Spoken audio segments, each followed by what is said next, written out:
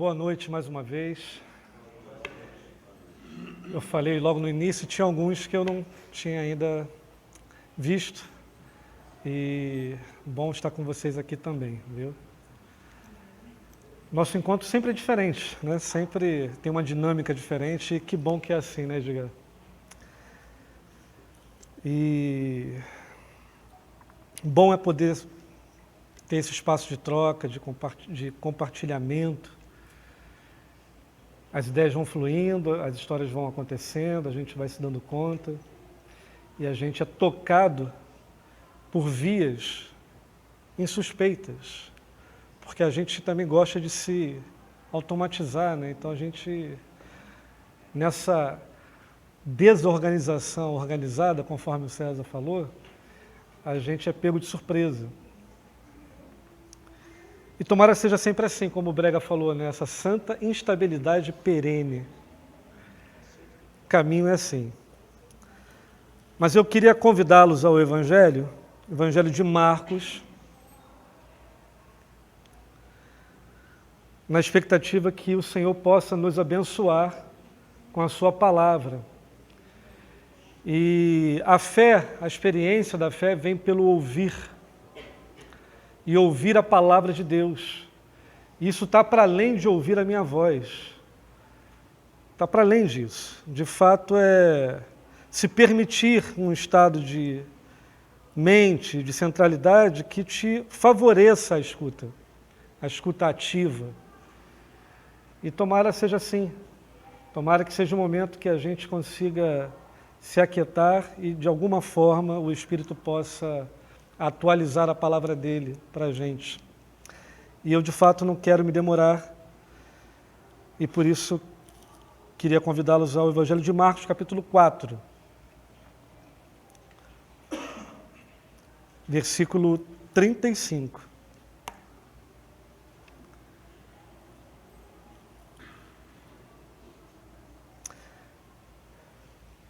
Diz assim: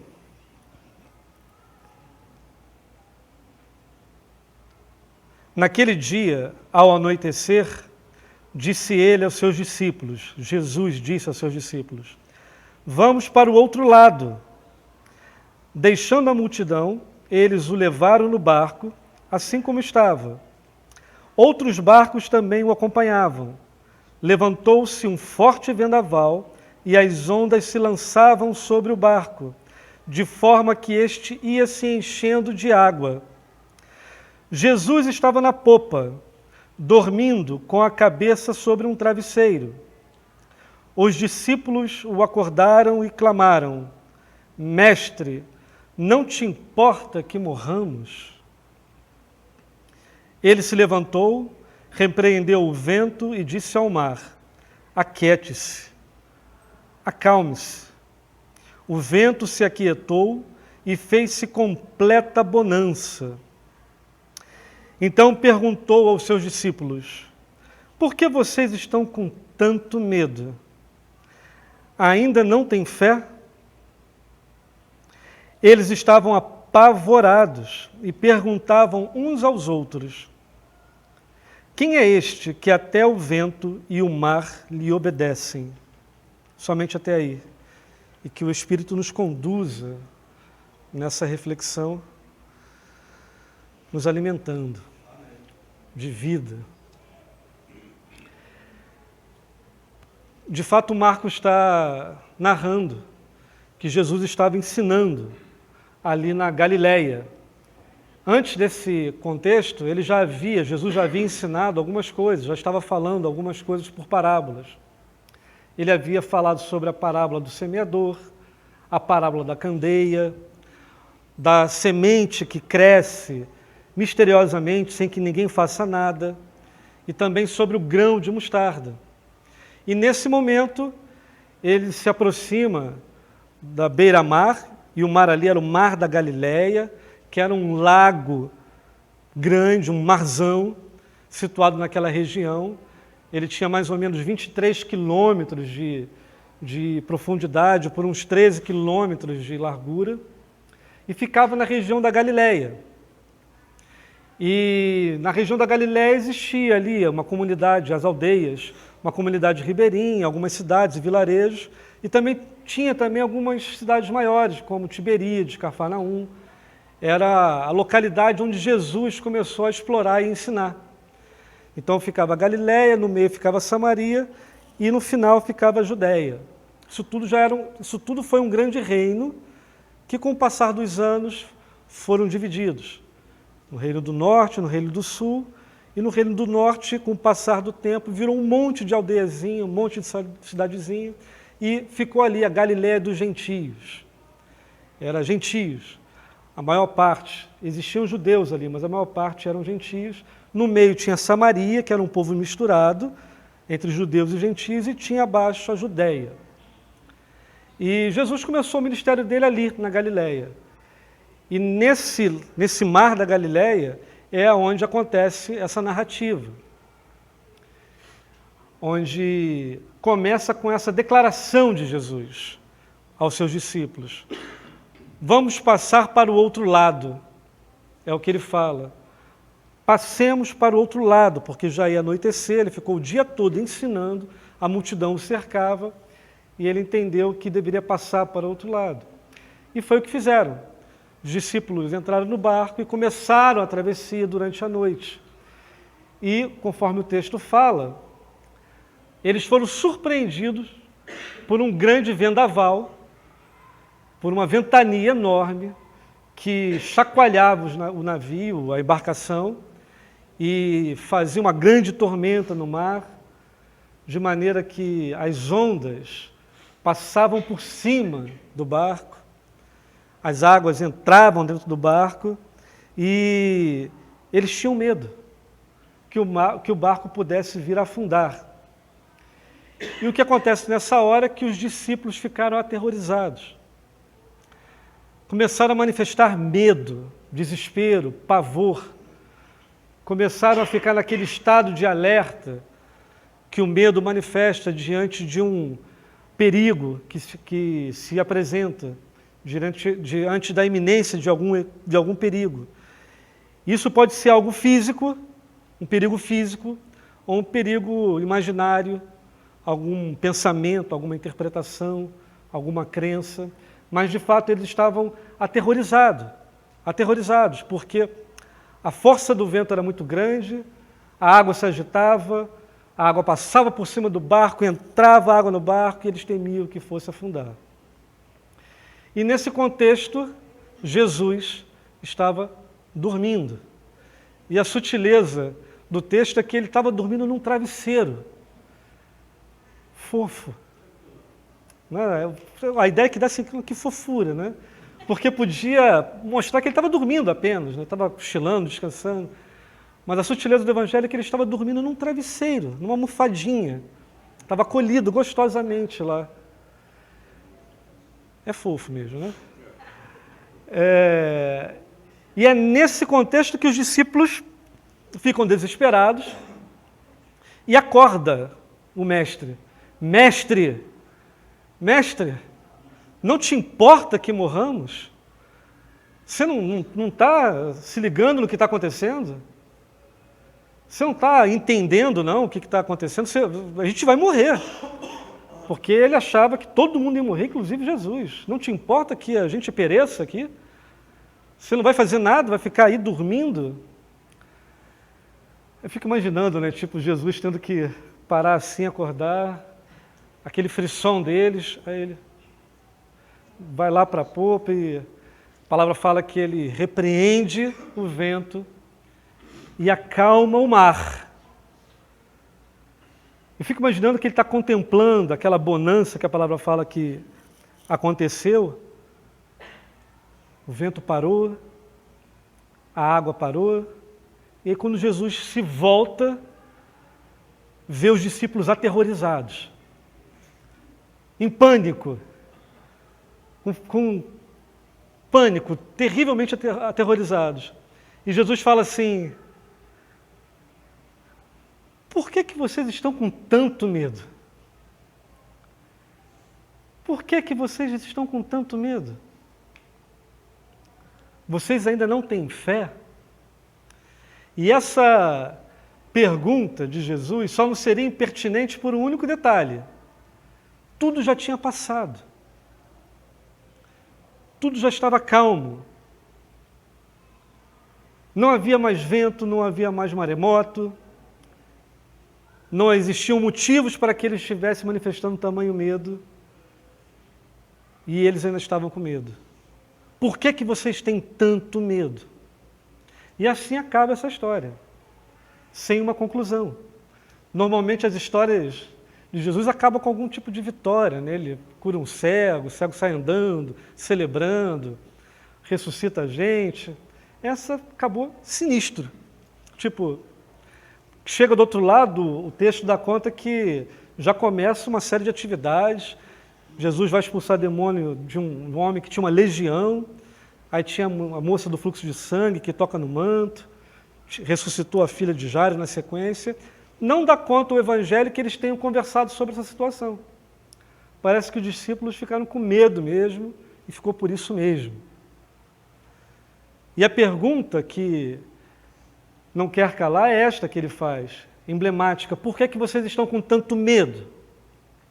E a partir dessa história, pelo menos a gente pode aprender alguns ensinamentos, ou alguns entendimentos que emergem dessa narrativa. E a primeira delas, pelo que parece, é o seguinte: aquilo que faz você sentir o que sente está dentro de você, não está fora de você. Aquilo que faz a gente sentir o que a gente sente está dentro, não está fora. Aquilo que faz a gente sentir raiva, ódio, angústia, medo, pânico, depressão, seja lá o que for o sentimento, está dentro da gente, não está fora. O problema é que a gente se acostumou a tais comportamentos e pensamentos. Isso gera medo. E o medo gera transtorno, e o transtorno nos paralisa. E está dentro da gente porque, às vezes, esses pensamentos, essas emoções, estão vinculadas a experiências que já passaram. Já acabou, já caducou, já validou. Porque o diálogo que teve ali entre os discípulos e Jesus foi esse. Mestre, não te importa que morramos? Jesus acalma tudo e fala: olha, por que vocês ainda estão com tanto medo? Mas, Senhor, você não viu o vento bater com aquela violência aqui na vela? Batendo no casco, você não viu? Eu não vi, mas já passou. Por que vocês estão com tanto medo? Mas, Senhor, você não viu o tamanho da água que estava levantando, passando por cima da gente? Era enorme aquela onda. Eu vi, sim, mas já passou. Mas, Senhor, a água estava entrando dentro do navio, está cheio d'água aqui, será que você não está vendo? Eu vi, a água entrou assim. Está cheio d'água, vai dar um trabalho danado limpar isso, eu vou ajudar vocês, com certeza. Mas já passou. Já passou. O problema é que a gente fica sentindo coisas que diz respeito a memórias que estão carregadas de sentimentos e afetos de coisas que já passaram. Já passou. E a gente fica condicionado a sentir da mesma forma sempre. E esse é o principal perigo que esse tipo de estrutura nos apresenta. Porque a gente fica condicionado a reagir, a tratar, a se posicionar diante dos desafios da vida sempre da mesma forma. Como se tudo fosse uma onda enorme ou se fosse um vento gigantesco. Ainda que seja uma brisa ou uma marolinha. A gente fica condicionado. Porque isso está dentro da gente, não tem a ver com o cenário externo. Em algum dia, em algum momento, teve a ver. Mas aí a gente apreendeu isso, carregou a memória de afeto, e diante de qualquer situação que se pareça com aquela situação originária, a gente já carrega os drivers todos para poder agir da mesma forma. E a gente vicia o nosso corpo no comportamento hostil, mal-humorado, medroso, antagônico. Vai viciado o tempo todo. E assim foi com os discípulos. E assim é com os discípulos. E assim é com a gente. E o que nos livra disso? O que livraria eles dessa experiência? Que é o segundo entendimento que a gente pode extrair nessa narrativa. É o fato de que eles não conheciam a Jesus. Eles não conheciam a Jesus. Eu não estou falando do conhecimento histórico, porque, de fato, está no capítulo 4 aqui, muito breve o contato de Jesus com os discípulos ainda. Mas eles não conheciam a pessoa de Jesus. Quem é esse? Quem é esse que o vento obedece e a tempestade para? Que tipo de atitude é essa? Que tipo de postura é essa que dorme enquanto a coisa está caindo ao redor, acorda tranquilo e tem o poder de submeter as coisas? Quem é esse? Os discípulos não conheciam Jesus. Porque se conhecesse quem fosse Jesus, poderia apreender dele qual a melhor postura para a vida e para os desafios. Naquele tempo, não era comum ter muitos candidatos a Messias concomitantemente. Mas aqui e ali havia, mas Jesus era o único candidato naquele momento. E eles estavam conhecendo a Jesus. No entanto, a gente aqui já foi exposto a uma quantidade enorme de Jesus. Muitos Jesus foi oferecido para a gente. Muitos tipos de Jesus nos foi apresentado. E pode ser que a gente tenha conhecido alguns tipos de Jesus na caminhada. E a pergunta que se faz é: será que os sentimentos que vocês têm a ver com o tipo de Jesus que você conhece? Será que a sua reação às adversidades da vida tem relação com o Jesus que você conhece ou diz conhecer? Será que a gente está conhecendo de fato o Jesus que nos ensina a nos posicionarmos de maneira digna diante das adversidades, saber lidar com ela com honestidade e com verdade? E extrair sentimentos novos em relação a experiências novas e não ter que resgatar sentimentos antigos e viciados? Que tipo de Jesus você está servindo? Que tipo de Deus é o Jesus que você conhece? Porque aqueles discípulos não conheciam, estavam conhecendo ainda. A gente tem bastante informação histórica, eles estavam lá vivendo, tendo o privilégio de viver. Mas quem é esse? Quem é esse? Que postura é essa? Pode ser que os nossos sentimentos tenham relação direta com o tipo de Jesus que a gente conhece. Porque, olhando para Jesus, a gente pode entender qual é a melhor postura, qual é a melhor resposta, qual é a melhor reação diante das adversidades e dos desafios, para não ficar paralisado no caminho, para não ficar surtado, para não ficar panicado, para não ficar com medo, para ter a possibilidade de experimentar sentimentos novos em relação a coisas novas. Esse é um segundo ponto, um segundo aspecto. E o terceiro aspecto que a gente pode emanar desse texto é o fato de eles terem ficado com medo porque não ouviam a voz de Jesus. Não prestou atenção no que Jesus disse. Porque se tivesse prestado atenção, não teria ouvido de Jesus: vocês ainda não têm fé? Porque Jesus começa a narrativa falando: vamos para o outro lado. Era Jesus que estava garantindo a trajetória. Vamos para o outro lado. Se no meio daquelas circunstâncias ele se lembrasse de quem Jesus é e o que Jesus falara, eles teriam a certeza que eles chegariam lá do outro lado. Porque foi Jesus quem disse: vamos para o outro lado.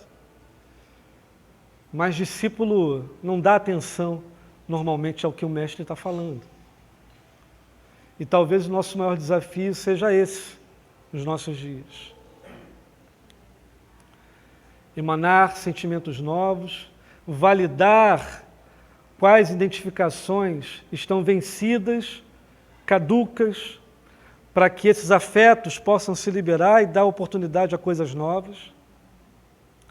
Conhecer o Jesus dos evangelhos e não o Jesus que nos foi oferecido, porque através desse conhecimento é que a gente pode ter o referencial para a vida e estar atento à voz dele e ao que ele diz. São dicas importantes, insights que a gente tem que levar para a vida, para que a gente não tenha medo de caminhar com ele. Tomara seja assim com cada um de nós. Eu queria que a gente ficasse de pé nesse momento.